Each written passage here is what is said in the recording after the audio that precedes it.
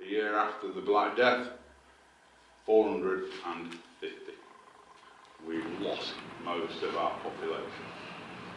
All the population of Chesterfield that died, obviously, are buried underneath the B. Have you all seen the B outside? That's a plague pit. Traditionally, plague pits, you bury everybody standing up. There you go. Chuck them in, line them up.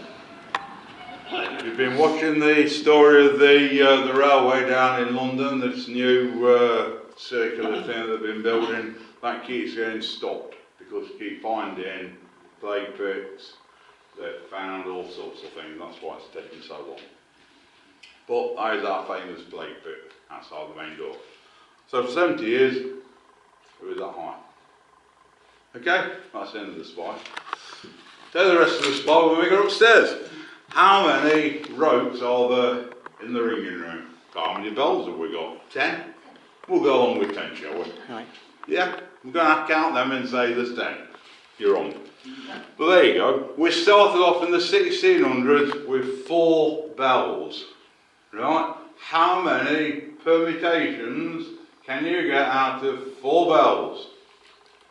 How many tunes can you get out of 4 bells? Factorial. Don't know what the word means, but I know the answer. It's 4 times 3 times 2 times 1. And that is the answer of how many variations you can get out of 4 bells. 24. You knew that, didn't you? No, I'm getting sure. 4 nights after getting 4 bells, the people of Chesterfield were pretty well bored of the 24 variations. So, 100 years later, we have 8 bells. Ready? 8 times 7, 6, 5, 4, 3, 2, 1 gives you about 40,000. Yeah. You agree? Yeah. 40,000 variations, 40,000 permutations you get on 8 bells. And if you look around, there's 1 or 2 plaques dotted around on the wall where they used to have competitions. So we've got 8 bells.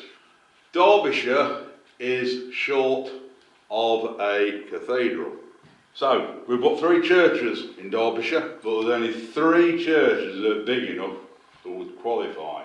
Now to qualify, you need a minimum population, minimum amount of bells, and have lots and lots of meeting rooms for bishops' meetings and ministers' meetings and whatever. St John's is a beautiful, it's in Tideswell by the way, Tideswell is a beautiful little village, huge church. It's got 10 bells, it's got loads of rooms, and a population on Midsummer's Day of about 50. So there isn't many people there, so that one failed. So then we come to Chesterfield. Yeah, alright, we've got 8 bells, but we've got enough room for 10. So we tick the box of pending. So we were going to get 10 bells. We've got the population. What we haven't got is any rooms. What you see is what you get here. Derby, on the other hand, has got a set of rooms underneath their church. And so they became the cathedral. So we still went ahead and got 10 bells, which gives you how many permutations on 10 bells? A huge amount, that's a good answer. 3,600,000, but you knew that, didn't you? The good folk of Chesterfield pay for the upkeep of our bells. So we'll go up, have a look at the bells that the good folk of Chesterfield look after and pay for.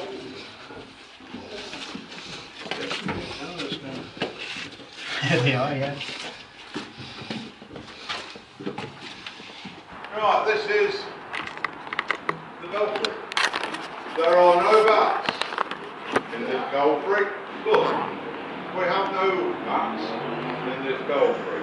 The reason being, this is known as a high church. We use incense in this church. The incense rises and it confuses bats. Like it does dolphins, you know, sonar and all that. So we don't get bats in here. We get flies, we get spiders. So, here we have the 10 bells. Some point in north-south, some point in east-west. If they pointed in the same direction. When they rang the bells, the swing would be so ferocious the tower would fall over. Now, when we had 8 bells, the bells were up here. When you have 10 bells, that's the weight of another 3 motor cars. So you have to lower the whole operation down. So these sounding boards here are now technically in the wrong place. That bell over there is the 11th bell. Like I said, if you counted to 10, you're all wrong.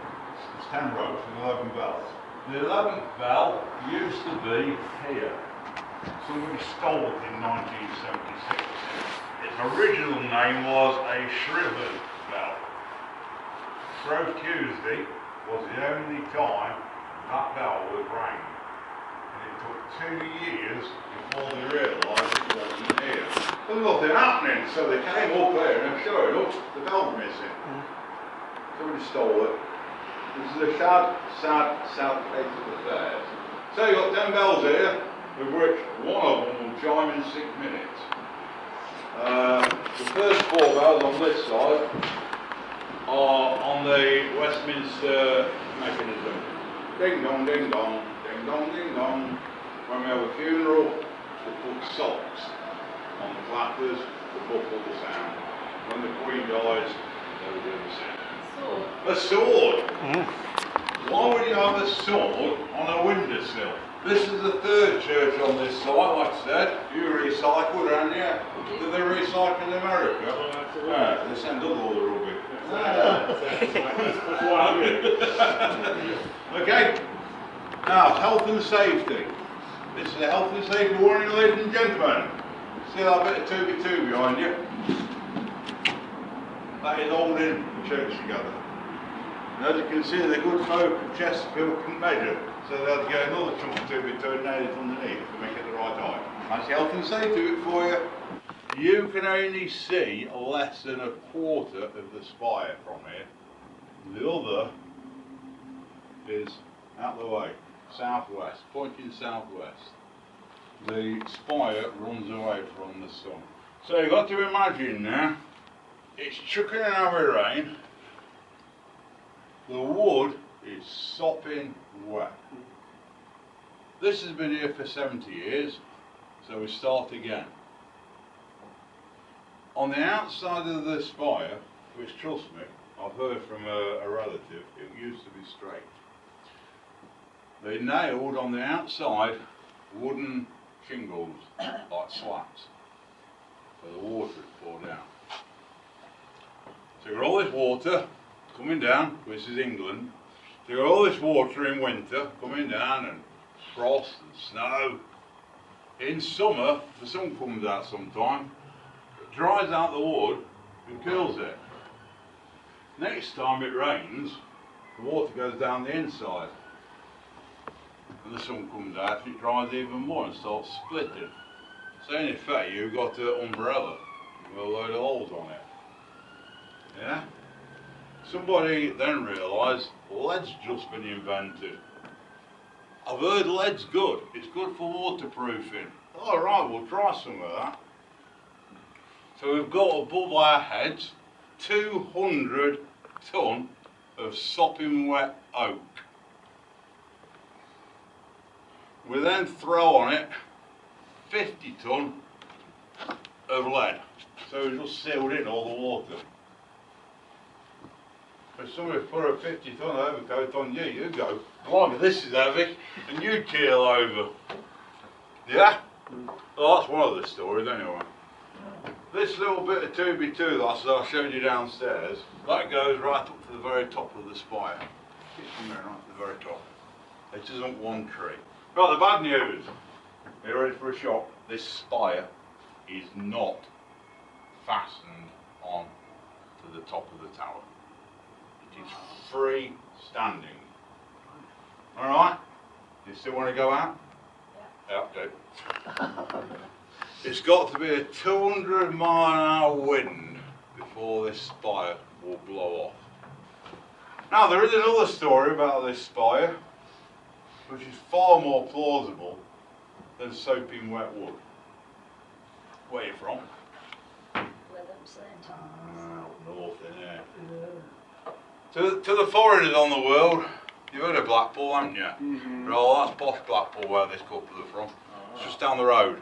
It's where all the rich people live. All the people we know when you go to Blackpool, all the rich people go to Lytham St Annes. Did you also know that the devil comes from Lytham St Annes? Yes, he doesn't live in Blackpool. Too low class for him. The devil lives in Lytham St Annes, and he was riding down Lytham St Annes one day, as he does, the devil, wandering on the seafront thinking, shall I go in? Shall I stay out? My foot's hurting, he says. Say, what's underneath his foot? They don't wear shoes like you and me, they wear shoes like horses, you know, horseshoe types. He says, I'm going to lose nail here. So, you know where Woolworths is? Yeah. Well, next door to Woolworths, there's a blacksmith's. You didn't know that, did you? No, he said the devil went into blacksmith's. He said, I've got a wobbly foot here. So they're pulling out the nails and banging new ones in. You know, the blacksmith, typical Lytham St Annes chap, went straight through the devil's foot with his nail and it came out the other side. Well, poor old devil, he's going, that hurt. And he went flying across from Lytham St Annes, all over the Pennines, and landed on top of here on his tail, going round and round and round screaming. And that's how you get the twist. That's far more plausible, isn't it? Yeah, you believe that. Better than sopping wet wood. This spire is not only twisted, but it leans as well. Now then, 300 years ago, a pretty young lady got married here. There's no under 18, is there? Right, we're alright, we're safe. A virgin got married here once. Another once. Did you get married here? This virgin got married only once. And the spire was so enthralled. Wow! We have a virgin getting married in this church. I'm going to stay leaning until a virgin gets married again. Doesn't say a lot for the girls at Chesterfield, does it? Bearing in mind I married one of them. As there's no children present, see where B&Q is? That's where the fort was. Now if there's children present, I'll tell them where Toys R Us is. Same place, same company. Right, remember saying earlier we used to be a prisoner of war? They're down this road here. Who's the Chesterfield chap? Okay. Famous in Chesterfield and the world over, apart from the Spire, we used to have 3 railway lines. We used to cross over. You know where Frankie and Bennett is? That red blob in the middle of the horizon there. Yeah. There used to be a church there called St Mary's Church. You've got the Golden Fleece. Yeah? Right, across the road you've got the Wells Bar or something. Well, there was 3 bars all in a row. And the Golden Fleece is in the middle of it, and that's the only one that's still there, the other 2 have got. And the connected underneath their cellar is the hall with all 3 colours.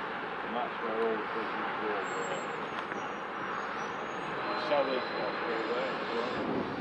Famous in Chesterfield and the world over, apart from the Spire, we used to have 3 railway lines. We used to cross over. You know where Frankie and Bennett is? That red blob in the middle of the horizon there. Yeah. There used to be a church there called St Mary's Church. This is where the name St Mary's in All Saints came from.